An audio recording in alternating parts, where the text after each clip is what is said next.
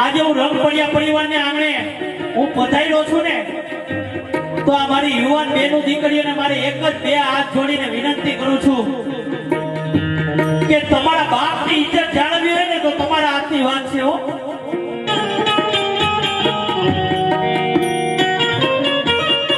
તમારા બાપને લાખ નો કરવો કે કોડી નો કરવો ની બેનું તમારા હાથની વાત છે.